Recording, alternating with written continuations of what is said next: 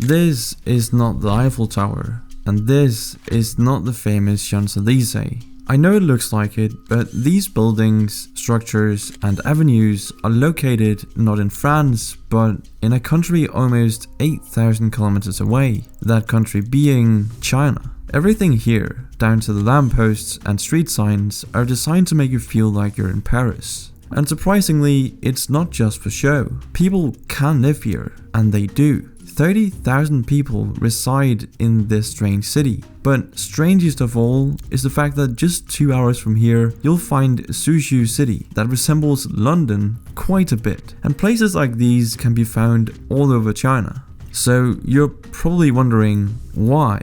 It's pretty weird. I mean, the United States also has a copy of the Eiffel Tower, but China is building entire cities. What's going on here? Well, it all started with the One City, Nine Towns, the brainchild of former Shanghai Mayor Shen Yinggu and the Shanghai Planning Commission. It was set up as a way to ease the population congestion in the city by drawing people out to the suburbs. Each of the 9 towns were meant to mimic an economic or culturally popular Western neighborhood or city. Now, as to why they wanted to mimic the West and not just build them in a typical Chinese style, well, it has to do with profits. See, these aren't cheap knockoffs. Budgets ran from $200 to $900 million, which was justified because the projected profits from tourism would be the driving force of these towns. At least, that's what they thought. But let's not get ahead of ourselves here. Let's first see what these towns are all about. Now, 7 of the 9 towns were actually built, giving potential residents the option of moving to Spain, Germany, Switzerland, the Netherlands, and of course England, all while remaining in China. So let's say you moved to Thames Town. This is what you'd find: a compilation of Britain's greatest architecture, set up on the outskirts of Shanghai in Songjiang district. Thames Town took $330 million and 3 years to make. These people went as far as importing lampposts from England. On top of that, it has iconic British figures like Sir Winston Churchill, Princess Diana, and of course Harry Potter, immortalized in statue form. All in all, Thames Town is meant to house 10,000 residents and host thousands of tourists eager to see the oddness of it all. The strategy worked, at least initially. See, the novelty generated a ton of free press, which made investors flock to grab this once-in-a-lifetime opportunity, buying property at ridiculous rates, in anticipation of a large future profit. A profit that never came. You'll notice a rather eerie detail in the first duplicate monuments and towns. The streets are largely empty. It's the defining factor that easily differentiates the real from the fake. Most of these multi-million-dollar dupes didn't live up to their developers' expectations, and you can probably guess why. It's a hard sell for residents, and the high prices don't help. Sure,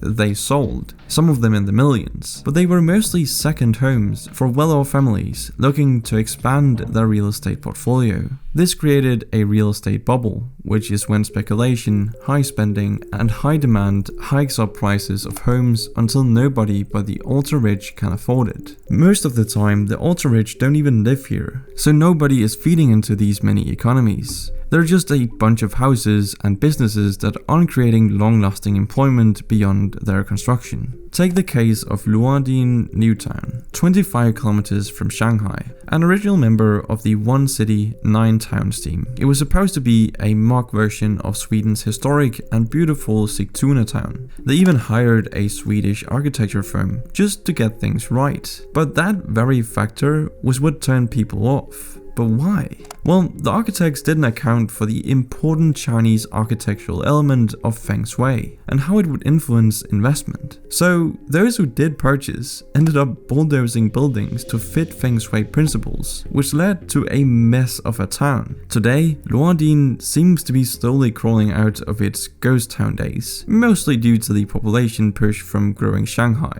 but it hasn't reached investors' potential yet. These architectural dupes also led to some frustration and mixed reviews from the home countries. Some saw it as a form of bizarre mockery. Even Thames Town consultant Anthony Mackay labeled it a comical facade of the real thing. The same happened when the Austrian town of Hallstatt popped up in the Guangdong province. It doesn't have the alpine landscape or the UNESCO World Heritage tag, but it comes pretty close to the real deal. The accuracy matches the $940 million bill. Funded by a Chinese mining tycoon, developers flew researchers, architects, and photographers to the original location to document and study the structures and layout in depth. It's a formula that would be used throughout China's dupe cities. Once back, the mix of Chinese and foreign architects got to work. This wasn't met with excitement from some Austrians, however, when plans for Hallstatt's version 2 were revealed in 2011. Some people criticized it as tacky, but Hallstatt's mayor Alexander Schütz saw it as an opportunity to foster positive relations between the two countries. He even attended the opening with a delegation, and since then China and Austria seem to have created a bond over the shared town. I guess the reception depends on which country's architecture the Chinese decide to copy. Italy was pleased with the duplication of Florentia village, probably because it was made by an Italian developer, located near Tianjin port city. The dupe is more of an extremely well-built high-end shopping mall, to be honest. I mean, the shopping center covers 50 acres and has 200 outlet stores. There's even a coliseum. Now, what's interesting is that the Chinese government is cracking down on these cities, and there's a simple reason for that.